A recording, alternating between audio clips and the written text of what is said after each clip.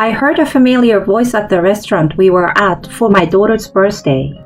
That voice and the way of speaking were undoubtedly my husband's, who was supposed to be on a business trip. Sorry, I thought I had made a reservation at that fancy restaurant. I messed up big time. Don't worry about it. I'm happy anywhere as long as I'm with you. Thanks. You are so sweet. God, I love you. Their conversation sounded like something out of a lovey-dovey couple. There was no doubt. It was his affair in progress. Unaware of my presence, he continued professing his love. My previous wife passed away, you know. I was able to recover because of you. Holding the hand of his girlfriend, he earnestly spoke to her. Marry me.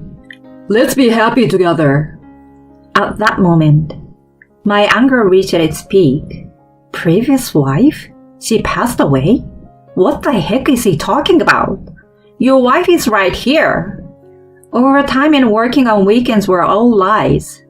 Proposing to his girlfriend on our daughter's birthday is just unforgivable. My husband, who had been betraying us, would face reckoning the next day. My name is Nala. I'm a working wife in my 6th year of marriage. After graduating from college, I focused on my career at my major bank. And before I knew it, I was in my late 20s without a boyfriend. Freaking out, I joined a local singles party with my friends. And that's where I met the man who would become my husband. Kyle was easygoing and had a positive impression. I was over the moon when he asked me out. After a year of going out, he popped the question. Babe, I will make you the happiest wife, so marry me. Oh my God, yes! I love you so much! And so, we got engaged. After that, we went to announce the news to my parents, who were as happy as us. Then, it was his family's turn. But his mother had already passed away, so there was only his father. As we headed to Dave's place, Kyle mentioned something about him for the first time. I have to admit, I'm not very comfortable around him. Oh, why? He's pretty stern, and he used to give me a hard time when I was younger. I see. I had no idea. He sounded nervous, so I tensed up a little as we approached the house. Contrary to my imagination, Dave gave me a warm welcome. While he seemed tough, he treated me with courtesy. Nala, he can be a handful sometimes, but please take care of him. Don't worry, Dave. I'm used to it by now, haha. Kyle, you are starting a family now. Take responsibility and be a good husband to her. I know that. And so, our first introduction to the in-laws ended. Afterward, we got married, moved into our new apartment, and began our newlywed life. Right after we started living together, I realized that he couldn't do any housework. Well, he used to live alone, so it was more like he had no intention of doing it. Dirty laundry would be all over the floor, and he wouldn't even bother to clear the dishes after eating. I asked him to help with the housework once, but he simply dismissed it. Isn't that the wife's job when you get married? Are you seriously asking me to do it? I was totally stunned and couldn't say anything back to him. Since then, no matter how much I complained, he never improved his attitude.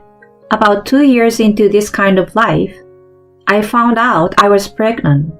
He was overjoyed and looked forward to discovering whether it was a boy or a girl. My parents were thrilled to hear the news too, and Dave said, Take it easy on yourself from now on, and have a healthy baby.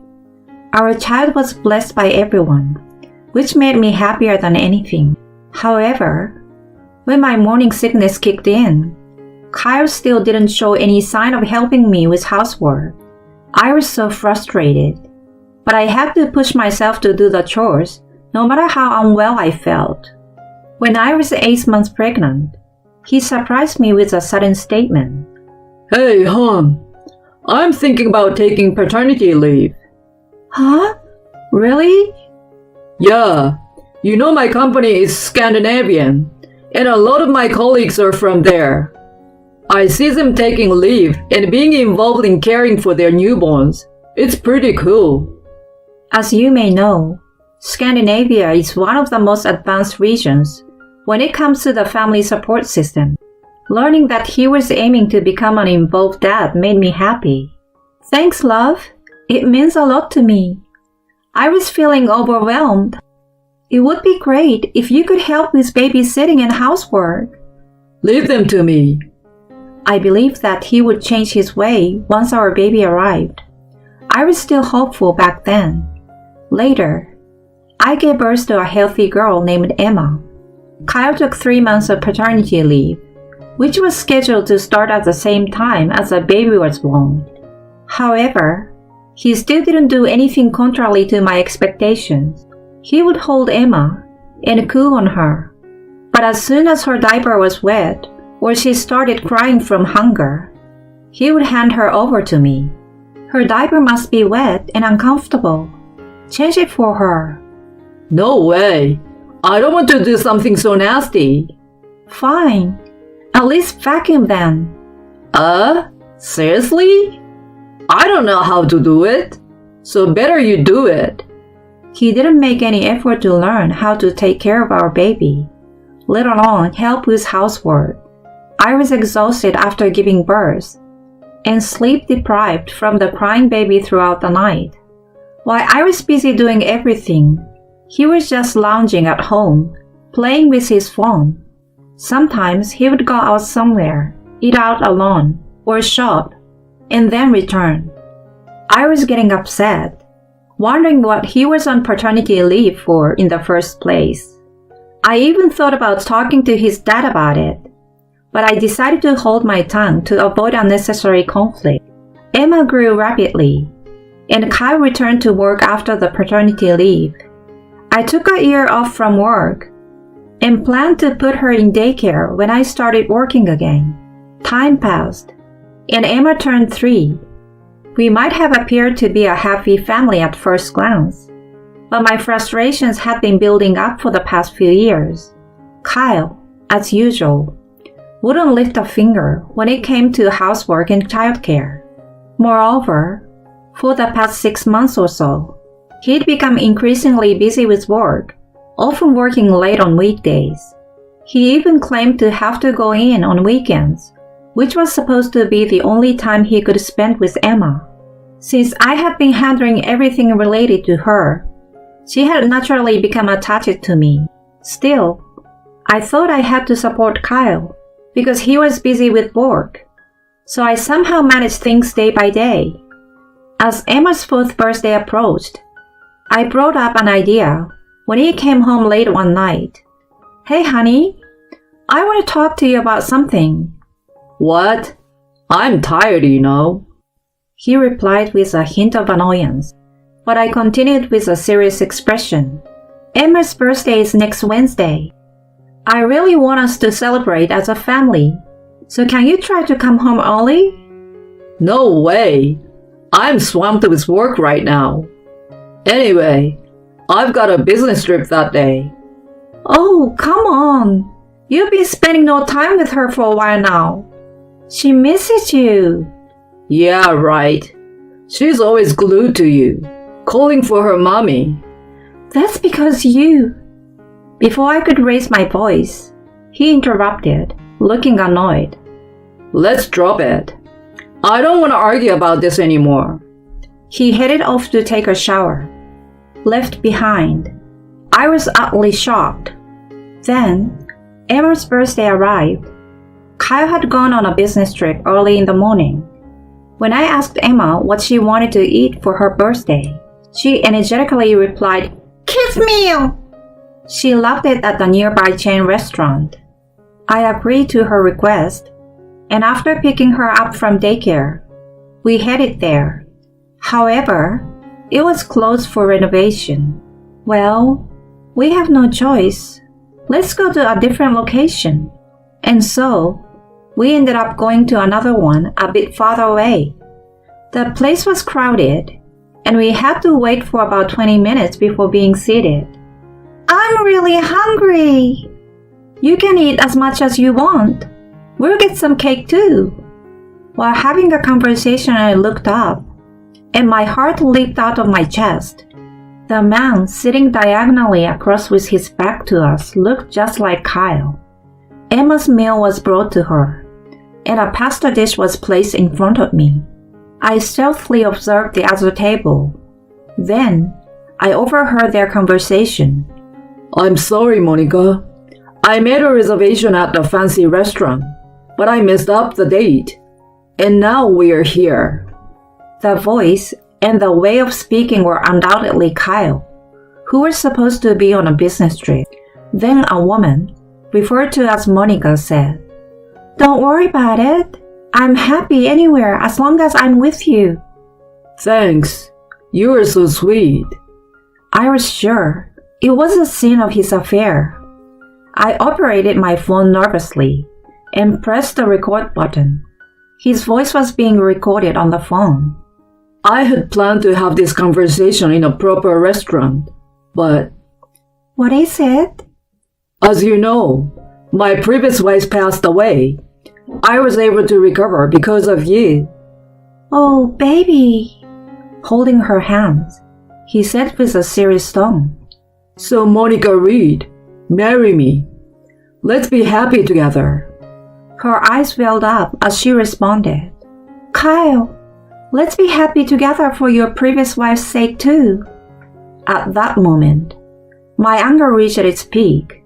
Previous wife? She passed away? What the heck is he talking about? Your wife is right here. Overtime and working on weekends were all lies.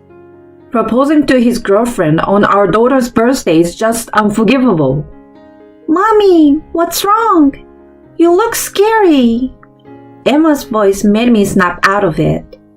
Oh, it's nothing. Here, have some cake. I looked up again, but they had already left the restaurant. After celebrating her birthday with a forced smile, we returned home, and I took action immediately. The next day, after finishing work, I waited for Kyle to return home. The door swung open, and he casually said, I'm home. I stood in the hallway and immediately started acting on my plan. Welcome back. I went to the trouble coming back from my grave for you. Huh? He looked perplexed. Grave? What are you talking about? Well, you said I passed away, right? What? He still didn't seem to get it, so I played back the recording from the previous day. My previous wife passed away. I was able to recover because of you. So Monica Reed, marry me. Let's be happy together. I had edited the recording to be loud and clear. His voice echoed through the hallway. At that moment, his face turned pale. What the heck is this? Were you in that restaurant yesterday? Obviously, that's where I heard you saying this. God damn it. This is an invasion of privacy. Proposing boldly in a public place, and now you're talking about privacy? But wait, what's the deal? I'm supposed to have passed away without knowing it. That's... I sighed as he stammered. You know, divorce is inevitable after this. I'm going to claim alimony from you, so be prepared. Divorce? Alimony? Hold on. Do you have a problem with that? I grimaced, and he blurted out with a red face. It was just a joke. A joke? Right. There's nothing going on between me and her. You can't just come after me for alimony without evidence. Then, a couple of figures appeared from the living room. What? Monica? What are you doing here? And that too? Monica was glaring at him with an intense expression, and Dave was standing with his arms crossed, showing his anger. After I got home from the restaurant, I searched for Monica Reed on social media and contacted her, revealing everything. Judging from their conversation, I had thought she didn't know the truth. I was right. She was terribly shaken and apologized to me. I accepted her apology and asked her to help me. I also explained the situation to Dave, who rushed over. I left Emma with one of my mommy friends and ambushed Kyle with them. Jeez, Monica, he mutters as if in a daze. Then she started screaming at him. You said you were lonely because your wife passed away, right? She's still alive. And there's even a child. What's up with that? That's... You proposed shamelessly even though you're already married. I was a fool to accept this garbage. She threw the ring box at him. It hit him square in the face, and he crouched down in pain. Ouch! What the heck are you doing? I'm going to sue you for marriage fraud. I'm coming after you for tons of money, so you better not run. She huffed and puffed. Kyle was still crouching and stared her up in bewilderment. The next to speak was Dave. You are really a fool. You betrayed Nala and Emma, and on top of that, you deceived a young woman. You're an absolute idiot who was straight from the past. It's empathetic as it gets. He then approached Kyle and delivered a powerful slap. There was a sharp sound, and Kyle groaned. He writhed in pain, clutching his face but not uttering a word. I watched him with a cold gaze. Come on, get up. First, apologize to Nala. Dave's face was contorted in anger, and he pulled him up. Tears welled up in Kyle's eyes as he began to apologize. I'm so sorry, Nala. Please forgive me. Please say you forgive me. Otherwise, my old man's going to... I don't even want to think about it. He trembled and hung his head down, and I gave him a tongue lashing. Who would forgive you? I don't want a husband who doesn't do any housework or childcare, and on top of that, cheats without a care in the world. We're definitely getting divorced, even if I have to fight in court.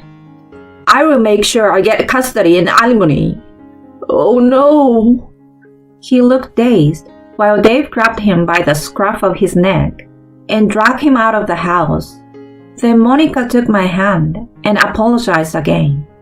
I too said, I apologize for my husband's behavior.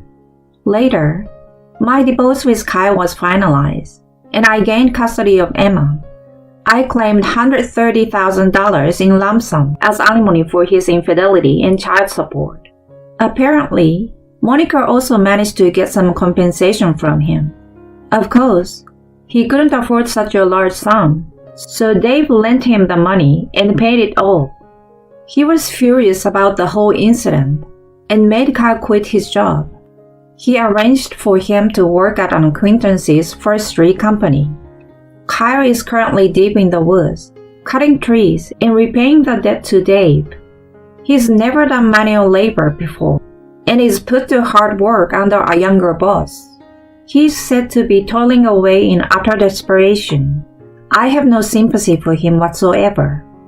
On the other hand, I used the alimony to move and start a new life with Emma. I was worried that she might miss her dad, but she's been smiling and said, As long as Mommy is with me, it's okay. I make sure she sees Dave regularly, and he showers her some gifts every time. I'm looking forward to watching her grow and living life with a positive attitude.